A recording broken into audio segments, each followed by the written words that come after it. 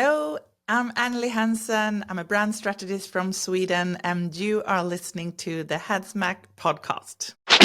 You are listening to conversations with misfits, mavericks, and trailblazers.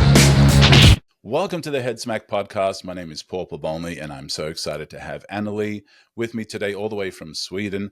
Anneli and I have been connected through different circles and different networks for quite a while, and I'm excited about having this conversation with her. She's a brand strategist, been doing it for a couple of decades, which makes it sound like forever, but very experienced in brand strategy and marketing, and very skilled at it, a great teacher, a great speaker. And so, Anneli, welcome to the Headsmack podcast. Thank you so much. I am so excited to be here. Thank you. Well, thank you so much for being on. And I've really enjoyed getting to know you, getting to see you in different spaces. And I've always loved the things that you've shared, the honesty about the struggles that you've had. You've had quite a journey, quite a few pivots, quite a few headsmacks along the way. And so I want to go back as far as you want to go back when we're talking about your origin story. And I'm into superheroes. You can see my Superman on the back on my shirt. So I love hearing origin stories and kind of where it all started. What was your Smallville like? You know, I'm from a small island about an hour outside Stockholm, Sweden. And it was about 400 people living on that island. So it's still a bridge over, but it's like an island. And I went to this school, you know, about 30 kids in the school, which is not much. I think there were 4 in my class. So it's a super small place to grow up. But for me, that's been like a magical, and I believe in magic. It's a magical island. Yeah. You know, and so from growing up like that, having my mom at home until I was about 12, I have a sister who's 15 months younger than me. So we were living in this house, and on one side I have my grandparents, on the other side I have my aunt and uncle, and they didn't have any kids, so we were just like having like 3 different houses. Like, oh, nice. Everyone wanted us to be there, me and my sister. So that was my upbringing, like a very safe, very, you know, this actually kind of magic. We didn't have much money, but we didn't need money. Right. Well, and then, you know, not having money when you're small you don't notice it as much, you know, especially having family so close by. So in your journey to becoming a brand strategist, what was that journey like? Was that the first thing that you did? What other interests did you have that kind of led to doing brand strategy? Yeah. Okay. So, I mean, I was so far away from even doing brand strategy, thinking about brand. I don't even think I know what a brand was until I maybe was 12. Yeah.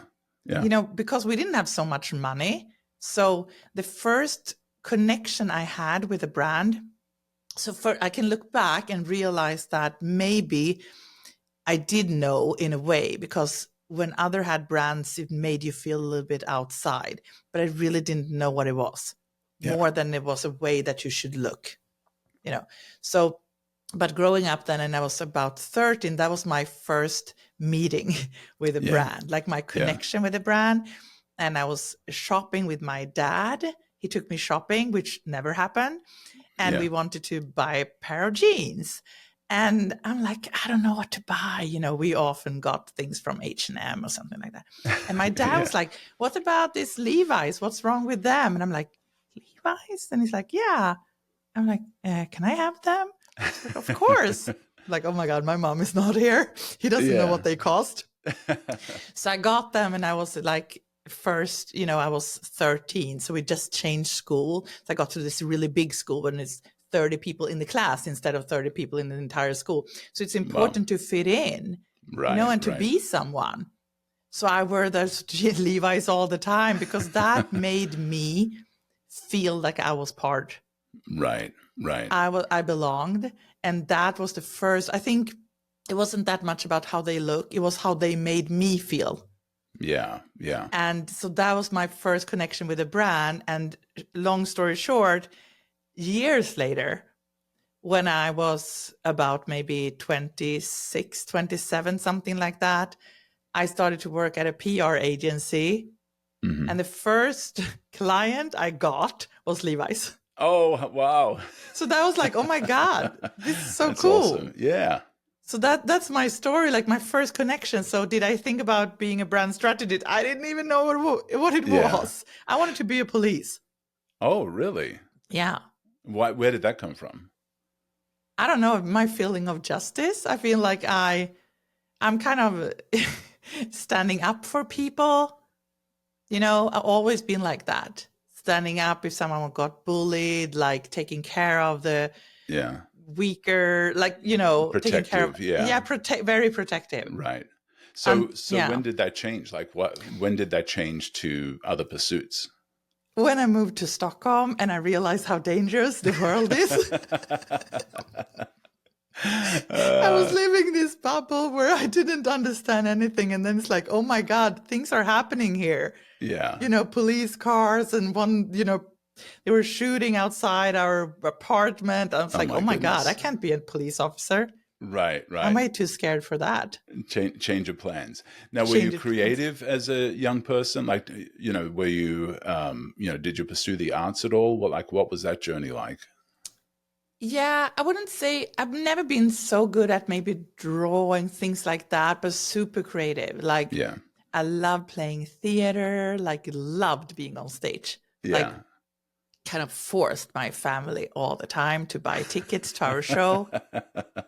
Me and my sister was Yeah, always like, you know, leading thing in the school plays, you know, things like that. Love singing, yeah. singing in choir since I was like 5, 6 years.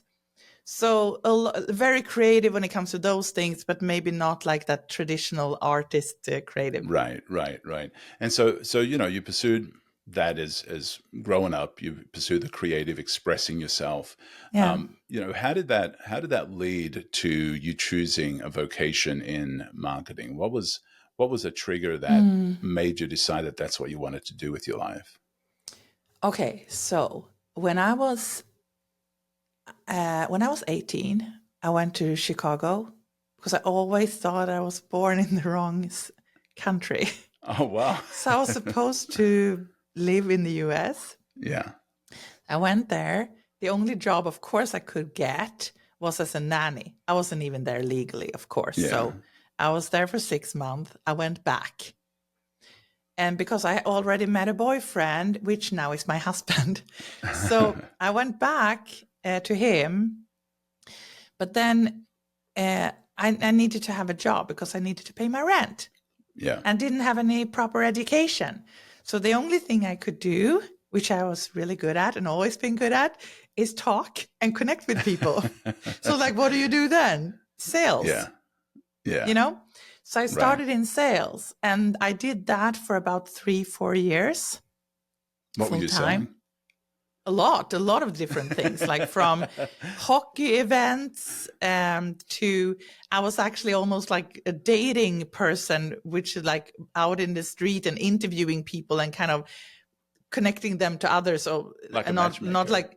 not like a pimp, but I say I'm like the prototype of Tinder, which is kind of hilarious because I basically matched people. Yeah, yeah. So that was, I was selling ads for a magazine, a startup.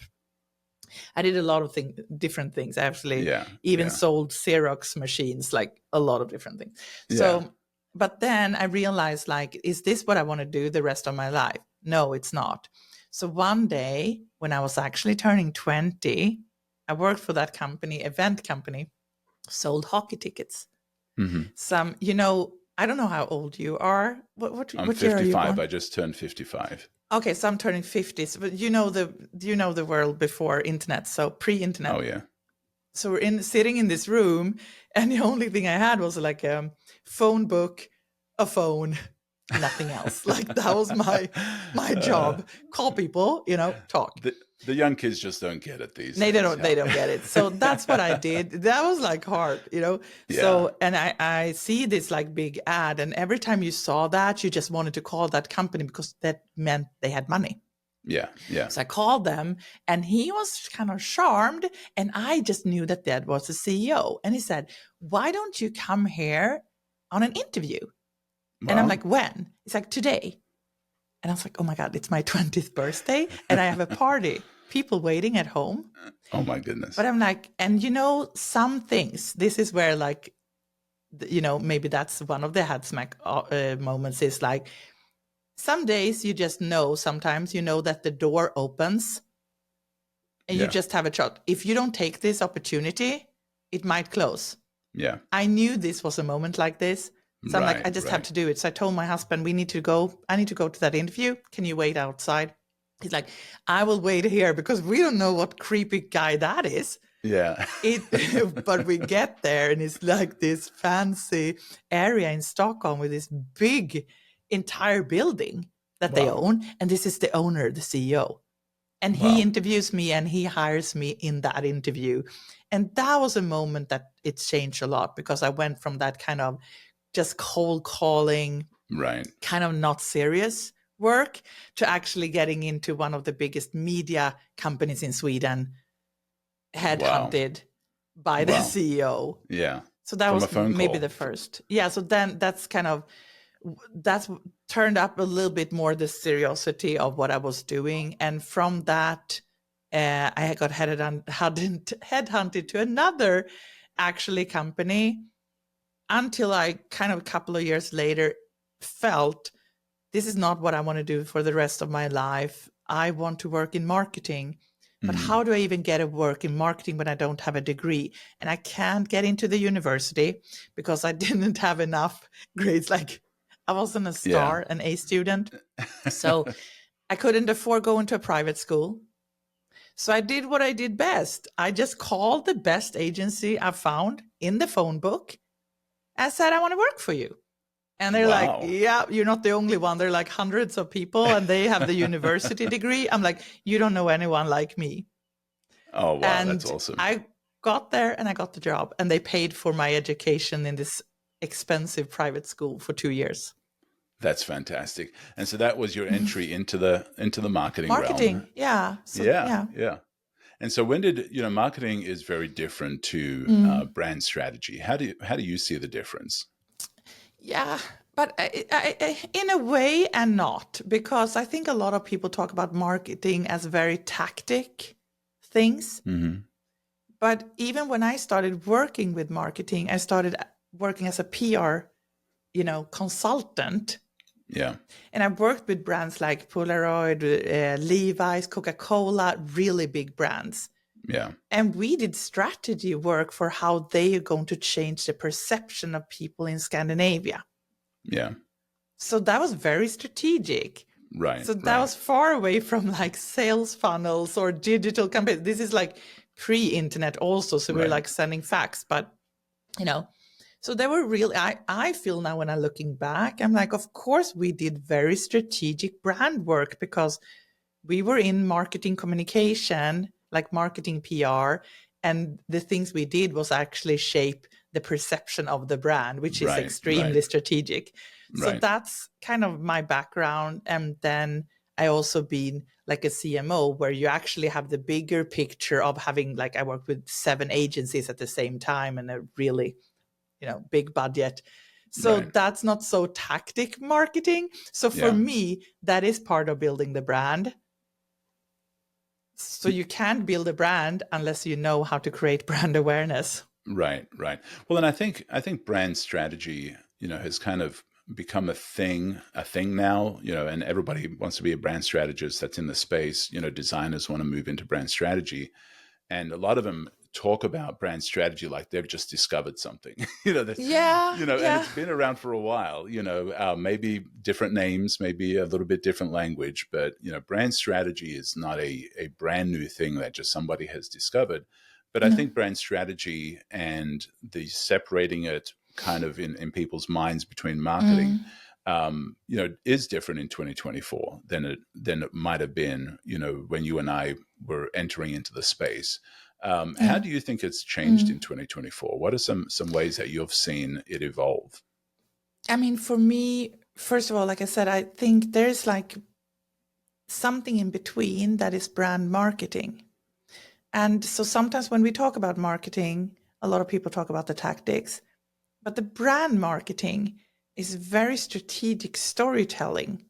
Yeah. That is often kind of difficult also to measure, but that is the beginning of. So the brand marketing and brand strategy are very like intertwined. So you need to work with marketing strategy and brand strategy. My framework is probably 80% marketing strategy. Yeah. So Yeah. I think that this is just a little bit of a misunderstanding that people on from the design side who actually don't have an education in marketing strategy, they think this is a new thing that came up and that it belonged to branding. Yeah. But when you have a marketing strategy background, you know, when I went to school like 25 years ago, we studied like mission, vision, market segmentation, research, SWOT analysis, Right. positioning. That's Right. marketing strategy. Yeah. So that's Yeah. what we do in brand strategy today. So Yeah. that's always been there. It's just that it's a new world for a lot of designers. So I Right. think for me, I started to offer brand strategy as a specific service 2005. So for me, having like one foot in branding and one in marketing strategy, I've seen both worlds since 2005, Yeah. or maybe even earlier. So for me, it's not a new thing. It haven't Right. really Right. changed either. I Yeah. just think that it becomes more common among designers that you do a little bit more strategic thinking. Right. Right. Well, and I think the difference also is, that now we have so many avenues of exposure. Like you were saying, when you did sales, it was the yellow pages, it was the Yeah. phone book. Yeah. There weren't a whole lot of avenues for Mhm. your landscaper, your builder, your flower shop to Yeah. get exposure. There weren't like really that many avenues for just your average business. Mhm. And like you mentioned, Levi's and some of these, they had the avenues. And so Yeah. I think, nowadays, with when it comes to branding and marketing, that there are so many opportunities for exposure that people Yeah. have to think about it, a little differently as well. And Yeah. so I see that. Of course. And I mean, just a few things. If you say 2024 now, what's different? I mean, one thing is, of course, a lot more personal branding. Yeah. I mean, I think that's always kind of been there too. Like one of my favorite, like Richard Branson, he's been building his personal brand forever. Yeah. So, but I think personal branding is more than before. I also think that a challenge for building a brand is that everything is so digital today and so integrated. So everyone is really focused on measuring everything, Yeah. Yeah. which makes a lot of the marketing very tactic and short term. And if you can't measure it, you don't want to do it. But that's not good for the brand all the Right. time. It could be good Right. for sales short term. You also need to build the value in the brand, and that is a long term work. So that's one thing that I can see, that I'm a little bit afraid of things getting just very short term. Yeah. Yeah. So what are some common mistakes that you're seeing people do when it comes to the space? And we can talk about finding your niche. I'd love to talk about that, and even imposter Yeah. syndrome. What are some mistakes that you see people making when it comes to that personal brand? You Okay, mentioned are we short talking, term. can you give me a little bit, like when you say people, do you mean like, who do you mean? Because it's a Well, little bit different who we talk about. yeah, I'm talking about the smaller business owner that is, they're hearing a lot of stuff. They're watching the YouTube videos. They're Yeah. listening to the podcasts. They realize they need to do some personal branding, but they don't know what to do, or they're making mistakes. And so, what do you see as some common mistakes that people are making with it, Yeah. in what they're doing? This is of course, my own reflection, because I don't want to sound judging. But I do think that people mistake personal branding from what I would call personal marketing Mm-hmm. or personal advertising, which would be a totally different thing for me. Yeah. For me, personal branding needs to start from the inside. Who you are, what you believe in, yeah, like your brand DNA, the same way as I start when I actually do brand strategy for companies. But it needs to Yeah. start from the inside, your values, who you truly are, and to discover that. So you can find your gifts and your values and beliefs, because that's where it starts. And from that, when it comes to like how to show up, I think it's all about how can you provide some value to the people you actually talk to? Because it's not about marketing yourself and selling things short term. So I think that's where people get lost, that they see personal branding as a way of marketing themselves, and they see content creation as a way of trying to get free ads. It doesn't Wow. work like that. Yeah, now you've been on a little bit of a personal brand journey. Yeah. You went from phone sales out of a phone book. You went into Mhm. sales with a company, marketing. You went into branding. When it comes to what your journey has been like, what led you to finding the niche that you have, that you're in right now? Okay. When I just need to go back a little bit of time because it's actually a pivot and it changed a couple of times. So Yeah, 2005 was the first time I started offering brand strategy as a separate service. So I had a branding studio together with a graphic designer. So it was a very good combination. It was actually, yeah, I wanted to do marketing strategy. She's a graphic designer. She didn't like advertising. So she's like, I don't want to do advertising. I was like, okay, shoot, what am I doing? But yeah, then I came up with brand strategy. So we did like this brand strategy first, then the brand identity, and then all kind of, implementation of that in all touch points. yeah. Um, so that was the first. We were more in a local market, mostly Stockholm, kind Hmm. of local. So that was a niche in itself, kind of a local niche, but we Right, worked with right. a lot of different kind of companies. Then I started to work on the companies, like the client side, 2010, 11. And that was in food and agriculture. And I was there for almost 5 years. And then you learn a lot Yeah, about that. right. So when I then went back and had my agency again, I chose to focus on food and sustainability. So because I've been focusing on sustainability since 2010, so we were pretty early. Hmm. So I wanted to like, okay, so what did I learn from this huge corporation with 15,000 employees and like a Yeah, huge budget? Can yeah. I actually help other brands with this? Hmm. So that's why I chose that niche. I knew it very well, and I knew brand strategy, and I could build a team of like dream team of Right. different creative players around me. So that's how I chose that. And then since like 3 years back, I don't do client work anymore. I teach brand strategy Yeah, yeah. And for so what led creatives. yeah, so what led you to, and maybe we could even talk about Mhm. finding your niche, but what led you Yeah. to that niche for focusing on just helping creatives? Okay, so I want to take you back in time to that because that comes back to your love for kind of misfits and superheroes and stuff. Because this is kind Yeah. of a nerdy story. Okay, so Good. are you ready? Are you ready I'm for the totally nerdy ready. stuff? Okay, I'm at home. I'm preparing a talk that I will do about branding.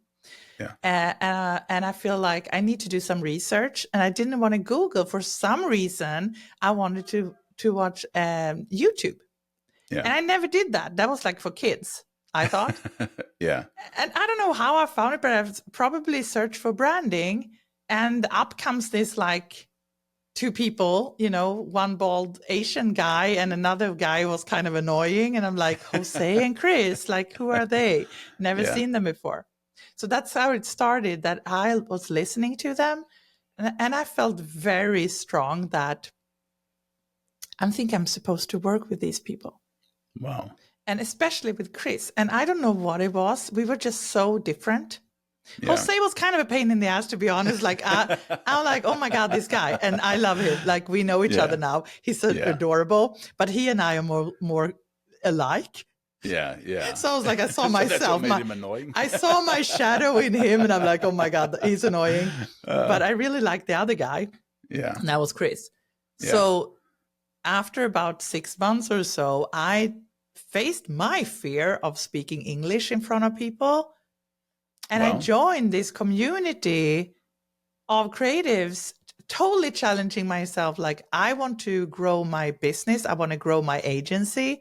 And if I can't even go to a meeting speaking English, I'll limit myself. So if I join this group, I might learn, you know? Yeah. So that was, so after a while, after 3 months being a wallflower, didn't even say hi to people. I was so weird. I was like, I was quiet, which is really difficult to understand for someone who talks all the time. But I was quiet for 3 months, super shy. And like, I'm not, because I had to translate. I was so nervous and so much anxiety. Yeah. I knew how to speak English, but I got so much anxiety. So I had to translate everything. So after 3 months of being quiet, I started to open up. And after a while, I started my own subgroup for brand strategy, and I started to just give a lot to the community. Yeah. Yeah. And then COVID, the pandemic hit. And in 2 weeks, I lost 70% of my clients. Wow. And I was like devastated. I'm like, great. I had my business for 15 years. This is how it's going to end. You know, so I was like basically in bed, crying, feeling really sorry for myself. Yeah. And I remember, you know, talking to Chris, and he's like, you put yourself together now, and you have to do something. And that made me have a conversation with my husband of, would you be okay for me to say 6 months off? Wow. And trying to figure out what I want to do with the rest of my life, because we don't have kids. And I've been working since I was basically 18, like constantly, and never had a break. And I feel like I think I deserve 6 months working on my personal development and figuring out what I want to do in my life. Right. So here's where the nerdy comes. I'm in a coaching session, and out of a sudden, I'm just like zooming out, and I see myself from a third person perspective. Super weird. Yeah. Like I was dreaming. And you know where I am? I'm outside the X-Men school. And I just knew it right away. I'm like, oh my God, this is my favorite place. Like, this is the X-Men school. Yeah. And I understood that I was one of the teachers. It was so clear. And I got like a message, like, I'm not religious, but I got a message, and I just knew I need to write this down, but I don't know what it is. I took the pen, and the pen was just starting to write. And I looked down, and it says, I help creatives shine. Wow. And from that moment, I knew I'm outside the X-Men school. This means I knew this is the creatives. This is the misfits. I'm the outsider. I'm, the underdog myself. This is what I'm supposed to do. Now it's my turn to give back. And I learned a lot during like 25 years or something in this industry. And this is who I'm going to teach. So that was like light bulb moment, and I could never go back. Yeah. I gave myself 6 months to end all my client work, everything. And in 6 months, I was working full time as a teacher and coach. Wow. So what attracted you to the misfits of creatives? Because they're an odd bunch to work with. They're a challenging bunch to work with. I've led them in my agency work. I've led young creatives. They're amazing. They're incredible, but they're also kind of odd ducks. What led you to kind of that desire to help creatives? Because I think I am a creative.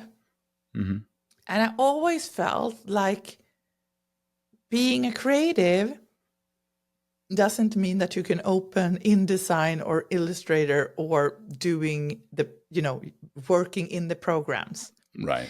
Being a creative is being a creative thinker for me. Yeah. A creative soul. Right. And that's what I am. I've always been the odd bird. When I've been in a corporate environments, always get yelled at for like, You know, you you need to learn Excel, you need to clean up your desk, you need to, all Yeah. these like rules. And I'm Right. like, oh Right. my God, I'm a freaking rule breaker. I can't do this. I was too much of a rebel. Yeah. And then I just wanted to be in those, rooms, conference rooms where I could be with a whiteboard and just brainstorm Yeah. ideas. And I came Yeah. from the agency world. So Yeah. I was this, like, when everyone was high heels, I was the sneaker girl, constantly an outsider. Yeah. Yeah. So very, very creative in my thinking and problem solving. So I loved that combination of being very strategic Yeah. and solving problems. Yeah. So And that's being kind of creative. where, yeah, Yeah. I mean, that is, for me, it's being creative, solving problems. Yeah. And so, what are some of the struggles in working with creatives? Now you've kind of niched down to helping them out. And we can maybe even Yeah. talk about finding a niche and share a little bit about that. But, Mm. what have you found that they struggle with the most as creatives? Limiting beliefs, self-confidence, imposter Did, syndrome. yeah. Did you wrestle I, with those yourself? yeah, definitely. Yeah. I'm a very sensitive soul, Yeah. So that's why I see myself, and I can see that when people say like, find your enemies, I'm like, I don't need to find my enemies. I just need to look in the mirror. Wow. I mean, I think I'm my biggest enemy myself. And when I meet a lot of creatives, I feel the same way that they see. It's not often about the skills. Yeah. It's about how you see yourself, and that limited belief that, for a lot of people who are very introverted and very shy, for example, they think that they can't be good in sales. They can't be good in strategy, facilitation. That's totally wrong. It's the opposite. Yeah. So when I realized that, and I'm a very extroverted person, then I'm like, maybe I'm like the introverted's best friend in a way. And it's been actually more of a challenge for me to learn how to listen and ask questions and be quiet.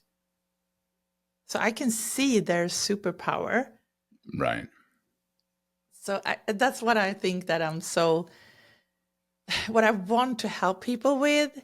Like when we talk about superheroes, it's like, it's just a little bit that X-Men school. Like I think I can see often in people their gifts, and often Yeah. before they see it themselves. And then I feel like I want to guide them and help them to discover it, because instead of telling, when they can discover it themselves, it's so much empowerment to feel special and to feel seen. And that I can hopefully be their guide to Yeah. help them to stay in their creative work, but also realize that you don't have to be an order taker just waiting for someone to call you.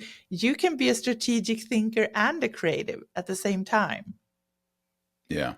And so, you had mentioned that, you see yourself in them and you see the struggle that they sometimes have. You've also talked a lot about imposter syndrome. Yeah. What is that for somebody that might not have heard it? Others are like, man, I'm tired of listening to it. Yeah. Others could be like, what do you mean? What is imposter syndrome? So Mm. talk a little bit about that. What is imposter syndrome, and what's that journey been like for you? Mm. I mean, I'm not a pro, so I don't know the perfect definition of it. But That's fine. for me, imposter syndrome is to sometimes feel like an imposter, although you actually know that you have a lot of skills. And it comes for me a lot about that I compare myself with others. Yeah. And I don't know how good other people are. So how can I know if I have what it takes? Yeah. And I think it comes a lot from me feeling a little bit like an outsider. First, growing up, I mean, I do think that we had a best like childhood, but looking back a little bit, I also realized that there were a lot of rich people where I lived. especially in the summers. Yeah. And my family, or part of my family, worked for those people.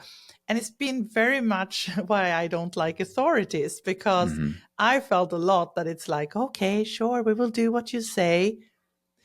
This is very connected with me not liking people to have to be order takers, Yeah. Yeah. because that's basically, yes, Mr. Client, I hear what you're saying, I will do Right. it. I don't like that. Yeah. So that's, I think that comes from coming from that a little bit background. And then I don't have a university degree, so I always kind of, and I also have ADHD, so I also get to hear a little bit that, that I'm stupid, that I'm not articulate enough, like. And then on top of that, I didn't want to speak English. So this just stack a lot of Right. things Right. that I thought, shoot, I have a lot to work on here. How can I ever think that I could be someone who could teach people on an international, like global Right. Right. market in Right. English? Yeah. So, of course, a lot of imposter syndrome comes from that. And so, do you still struggle with it? Have you found tools that help you move beyond that and step into who you are, step into your superpowers? I mean, I wish I could say that I'm over it. I'm not. Yeah. I'm not. And I don't know if I ever will be, to be honest. And I feel sometimes that, just think we're so different personality types. And I realize how highly sensitive I am as a person. I have my nerves a little bit on the outside. And I just think I need to accept who I am, Right. and that maybe my life is like this. There are really good days, and there are days that I don't believe in myself. And Yeah. I can swing from thinking anything is possible, I'm going to build the best brand strategy education in the world. And Yeah. I truly believe I can do it. And then the next day, I'm almost not up from bed because I Yeah. feel like crap. Right. Right. So I don't know. That's really just honest. Like, it's very much an emotional, roller coaster for Roller me. coaster. Yeah. Yeah. But I And I do think it's feel like like, I have superpowers. It's just that, right. so yeah. Well, and I think a lot of creatives go through that emotional turmoil. I think, Mm, and I think, of course, in 2024, with access to so much glimpses at other people yeah. and their Yeah. lives and what they're doing, and as people have said, the highlight reel, and you compare Mm, yourself and you're like, well, yeah, yesterday I couldn't get out of bed, or yesterday yeah. I was kind of in the valley of despair, which Mm, creatives go through, I think, a lot. This just time of just you don't know why you're feeling the darkness, but you feel the yeah. darkness, and then the next day you're feeling fine, Yeah. and but you go through these times of feeling like, man, am I qualified? I'm not as good as this person who Mm, seems to be killing it online and doing amazing yeah. things. But then, when you look at your circle of influence and your circle of impact and your Gotham or your Mm-hmm. Metropolis, where Yeah. your Yeah. superpower is meant to shine, when you Mm, start finding that, you realize that, I can help the people that I'm here to help. I am not, Superman is not worrying about Gotham. yeah. Batman's got that, and Yeah. so when we look at the people that we're called to help out, Mm, just being a step ahead of them in their journey, I think yeah. sometimes helps with that. I wrestle with imposter syndrome as well. I mean, doing this Mm, podcast, yeah. alone has been kind of a challenge. I mean, it's do I want to do this? Will people listen? There's so many better podcasts, and things like that. And so I think we wrestle with that, but it's also, but this is what I feel that I need to do. And if I Mm, could just share stories and share insights and help people out with my space, my metropolis, that I can yeah. make a difference. And so I think that helps as well. And I think you've found that you've found your metropolis in helping creatives, and helping those that you're maybe one step ahead of where they're at, and Mm, that's enough. And sometimes that's actually even more acceptable or easier to digest for them, because you're not at some elevated position of, I've got it all together and I am way ahead of you Yeah. type thing. I mean, in a way, I think you're right, because a lot of people take my courses and who I coach, and so they often do tell me that they think I'm way ahead. I mean, of course, I'm turning 50 and I've been in the industry for almost 30 years. So of course Yeah. I'm ahead of a lot of people like yourself. You are also in that position. Yeah. So we have a lot of experience, of course, but in a way, I'm so grateful that I'm in a place right now where I can talk openly about my personal challenge, because I think I'm more relatable to people because I have that. Because if we had 30 years experience and great confidence, that might have been a bigger gap. But now it's like, she's just like us. Yeah. That's why it's important for me to be open, because I know that we're all just humans. Right. And CEOs, CMOs, other people, they reach out to me in DMs. They don't write in my comments, but they reach out to me and they thank me for being open. And just like yesterday, I'm in this key person of influence program with Daniel Priestley, and we had a workshop and people share wins. I'm like, I want to share a win too. And my win is that I'm happy that I asked for help, because it got overwhelming for me. And I reached out and I asked for help from one in the team. And I got help, and I wanted to do a shout out to Katie, who helped me, because it was really valuable. Yeah. And then I felt, oh my God, like so many people reached out to me after and said, thank you so much for bringing that up. And I share with people, I have ADHD, I struggle with this. And they're like, oh my God, I didn't want to say anything to people. And then I feel like it's almost my calling to be so open, because it's almost like I help people open up. Yeah. Well, and I think that alone, I think, is a superpower. I think there's a level of likability and approachability that people have that you just sense it, and I sense that from you, that you've just got a spirit about you that people feel connected, they feel you're approachable, and so I appreciate you doing that and being that vulnerable and being willing to share those struggles, because even though we've both been in this space for many years, it is an evolving space. We're having to relearn some stuff, because it's not the same as going through a phone book making calls. We've had to evolve, and we've had to change, and with every new invention, every new technology, we've got to reevaluate and all of that. So I think even though we've got decades of experience, I think there's also new stuff like learning AI and GPTs and all of that stuff. I think is a new learning experience that even for us is sometimes a challenge and overwhelming, but we've also got decades of experience that we bring to it that we can help people with.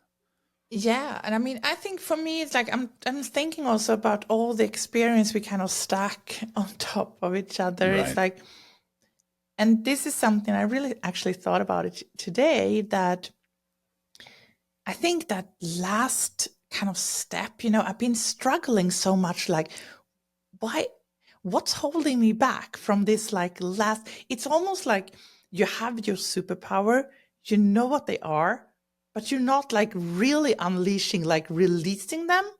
Yeah. It's like, it's a little bit like Phoenix. You don't know if you will blow shit up. That's how I feel, Yeah. Can I control it? I don't know. That's how I feel. So thinking about that, but I'm like, there's been so many times in my life that I made decisions that I trusted my gut feeling. I trusted my intuition. I started to work with brand strategy before no one else I knew know what that was. Yeah. I started to study design strategy and innovation with a group of creative people, with designers. I was the only one of 30 students who studied that. Yeah. And I was the only one with marketing background, because I've worked with a lot of product developers and industrial designers, that this will be the future, how we will build brands. I don't just want to have an advertising background and a marketing background. I need to learn how design can actually build brands too. So then I studied that. So I always kind of make sure that I'm a few steps ahead. Right. And I listened to my gut, to my intuition. And what that says right now is, Anneli, keep up with AI and do things, but that's not where my power is. I'm keeping up with the things I need to learn to not fall behind. But my superpower is to make sure that the human inside of us, that everything is humanized, like stay human, stay you. For corporates, become more human. That's my superpower, not being a prompt engineer for ChatGPT. Yeah, and I think there's a lot of power in that alone, is, you know, growing in your strengths and delegating your weaknesses, you know, being aware of potential. Because I've led creative teams, you know, in the agency world, I've led designers and stuff. And I've realized that to lead them, I needed an awareness of the capabilities and the potential of not only my team, but also the technology and all of that stuff. But I didn't have to be an expert in it. I just needed to be aware of it. And I think that's where we can sometimes get ourselves overwhelmed, is we try and be an expert in everything. And, you know, let's write prompts and let's do this and let's do funnels and let's, you know, and you try and be an expert in everything. But then what I've realized, that there are some things that if I try really, really, really, really, really, really hard, I can get average at them. You know, I won't. I'm not going to become an expert at it. You know, like when it comes to mechanical things and fixing things, like I can't fix anything. And if I tried really, really, really hard, I'd get average at it. Maybe, you know, if I did, there are certain things that I had more skills in, right? And so, you know, when it comes to, you know, you've kind of moved into this space of helping creatives and helping designers. Talk a little bit about finding your niche. What was that like? And for those that might be thinking about that, like, you know, how do I find my niche? How important is it? What do I do to get into finding that? Do you mean when I found creatives? Yeah. And for others that might be wondering about how do you find it? I mean, for me, the niche found me. I mean, I knew from that moment, the X factor, that it was creatives. And I also knew that what I wanted to offer. But what made me choose only brand strategy, because I happen to think that brand strategy is being a generalist. I also think marketing strategist is being a generalist, because if you work on that high level that I've been working all the time, you need to work with a big team of people, and they're specialists. I've never been the best at anything, but I'm really good at seeing the vision, the big picture, right, to see where the brand is heading. So I was like, okay, I know sales, I know marketing, I know design strategy, I know brand strategy. Like, okay, I can teach them everything, like, you know. But I did meet Christo, and he was like, okay, you need to focus. And I'm like, but I know all these things. You teach all these things. Why shouldn't I? Because it's like, if you want to go out in an international market, a global market, which I think you should do, why would you want to be in Sweden? Yeah. Then you need to focus on one thing to be known for. So that is finding your niche, to be known for one thing. Yeah. And that's super important, not because you want to say no to a lot of work, because you can still continue to do that. A lot of people are so afraid of niching because they think they will miss out of opportunities. Yeah. You can do whatever you want, but you don't have to show it on your website or your portfolio. So you niche because you want to be really good at something, that you want to be able to charge a premium price for it. And also because you want to create brand awareness so people know that you exist. Right. You can't do that. I call that person for this solution. Yeah, so you can't do that if you have a too wide of a niche, because then you will never get that breakthrough. So you need to have that laser to break through. Yeah. That's kind of how I see niching. Well, I loved what you said first of all, I think it was pretty powerful, is that your niche found you. And Yeah. I think sometimes we ignore the place that we have found favor in, the place Mm. that, you know, where people are pulling us in, wanting to pull a Yeah. little closer. And sometimes if we just take that step back and look and see, where am I finding like favor? Like, where are people Mm. being drawn to me? Where are people, what kind of people are being drawn to me? What am I, if I look at the scope of my life and my influence or Yeah. my impact or whatever, like what has naturally just kind of seemed to be coming easy for me. Mm-hmm. And I think that's a good way to start looking at what could possibly be the niche. And so for you, you just were attracting certain types of people, and you realized, I actually like these people too. You were attracting a certain group and you liked them. I think that's a good way to start discovering that as well.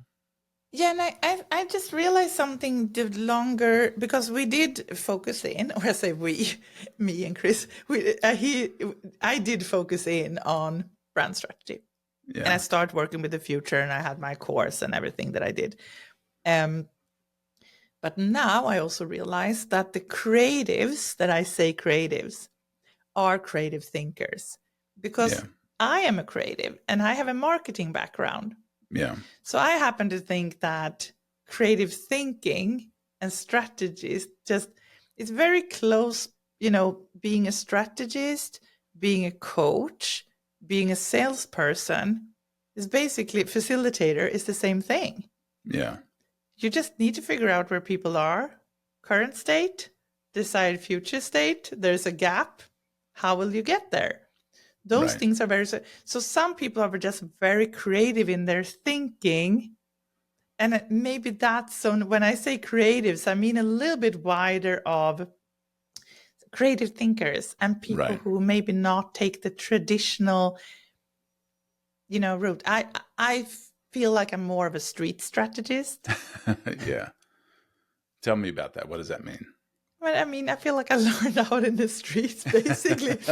I mean, it started with a prototype of Tinder, it's Yeah. basically, Yeah. out researching in the streets. So I think when you don't have that university degree, and you always kind of I have big dreams, I know what I want, I go for it. And it's always been like learning by doing Yeah. constantly. Yeah.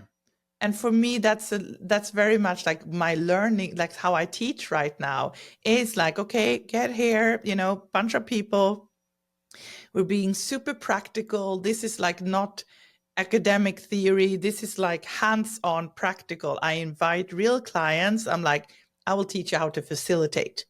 Yeah. And then we facilitate with real clients, and I show and we laugh and we do mistakes and they try and fail. And that's how I love teaching. Yeah. And for Yeah. me, that's kind of street style. Yeah. Yeah. Yeah. Right there in the mix of it and learning as you go. So talk to me a little bit as we wrap this up. Talk to Mhm. me about being the attention broker. Yeah. Okay. So the two-word brand comes from Christo. Hmm. And when a year ago, we were on a future Euro tour for like 3 weeks that I helped him to produce. So I was traveling with him in 8 cities in Europe for 3 weeks. And we had time to talk Yeah. and to figure out my two-word brand. Yeah. And it was really difficult because he's like, don't just come up with something, common, random things. Yeah. It's like, what is the pain? What is hurting the most? What is the things that that you've been struggling with, that you try to hide? Wow. And I said, after a long time, I think it's they're being an attention seeker. Because I've always been Wow. hearing here in Sweden, like, you're too much, you want to be in the spotlight, you talk too much, you laugh too loud, all that. Yeah. Yeah. So to being an attention seeker is really a bad thing for me. Maybe not in Yeah. the US, it's a little bit different culture, but here it's not a positive Yeah. thing. Yeah. So then it's like, okay, then attention. But attention, and then he came up with this, which I think is brilliant. But it took me almost a year before I started wanting to start using it, because Yeah. it's still a resistance in me. Like, do I want to say that I'm broken? Mm. So it's attention instead of being a broker, because I can help people. It was so, connected to, I help creatives shine, Yeah. which I got Yeah. the message. I'm like, okay, I think this is an important thing for me to embrace. Yeah. So if I want to help creatives shine, I need to get over this first thing of wanting all this attention for myself all the time. Yeah.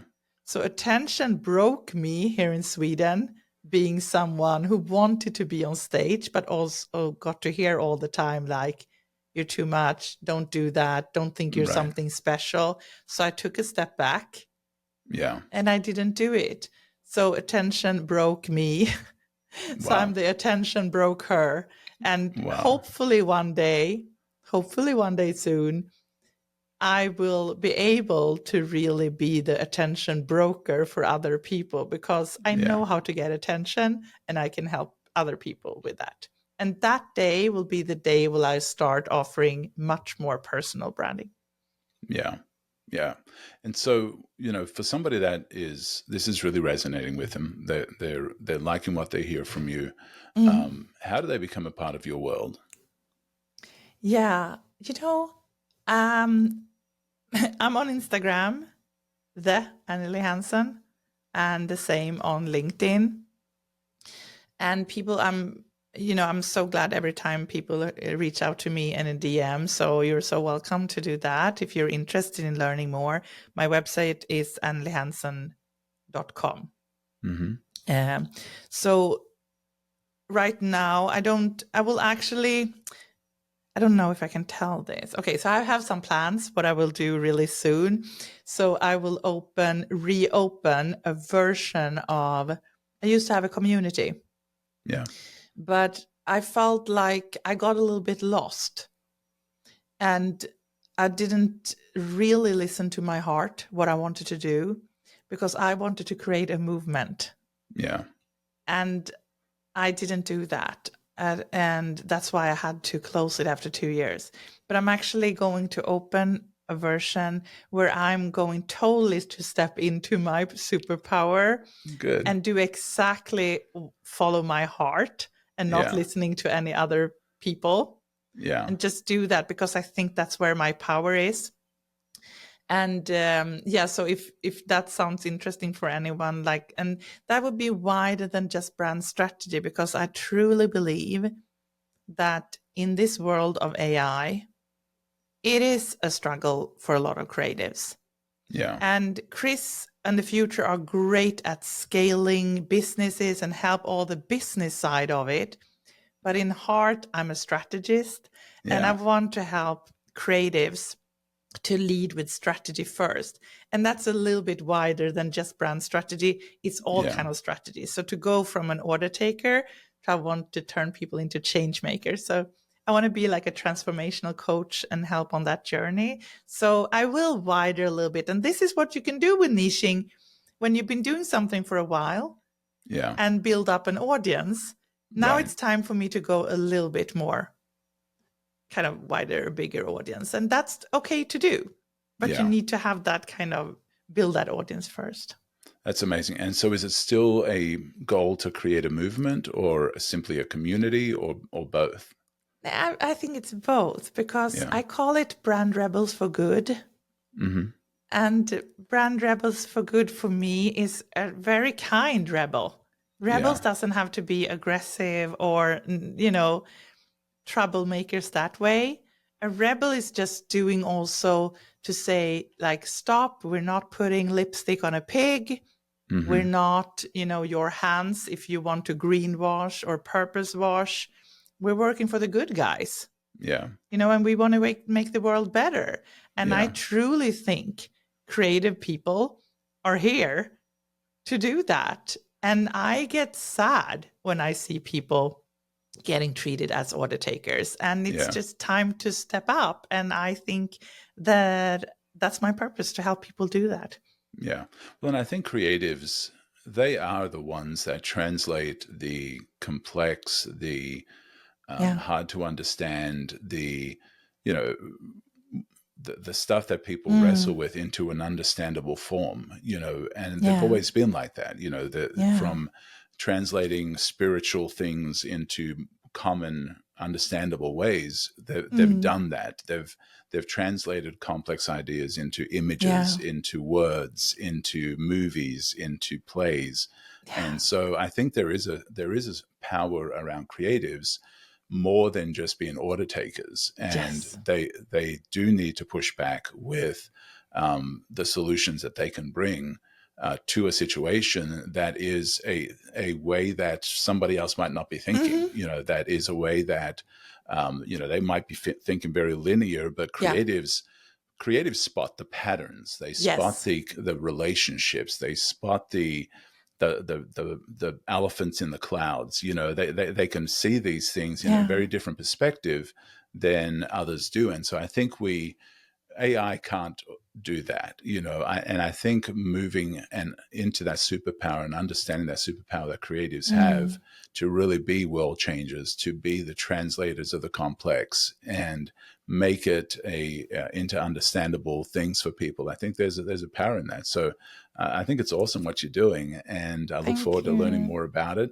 And if you're interested in reaching out to Anneli and being a part of her world, Mm. certainly reach out through social media and through the website. I'll put a link in the show notes as well. Anneli, this has been amazing. I've really enjoyed this. Oh, thank you. I think we're like Avengers. We're like our own superheroes, and maybe we're here on a common, purpose, all of us.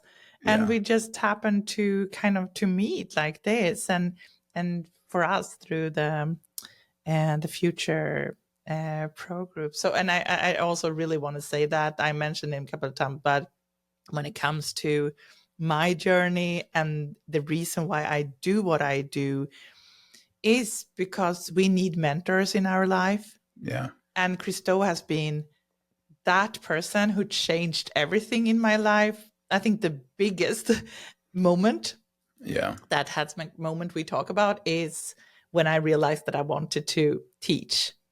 So yeah, he's been like my lighthouse, and not just in good days, but also in really difficult days. yeah, And yeah. I try to help others the same way, because I think that ripple effect is so important, that it's just my time to give back. Yeah, yeah. Well, that's awesome, and I believe you're going to find success in that. Your spirit, your attitude, your vulnerability, as well as your expertise and abilities, I think are definitely things that if you're a creative person, you need Mm. to connect with Anneli, and I think your life will be blessed from it. Oh, thank you, Paul. Have a great day. Take care.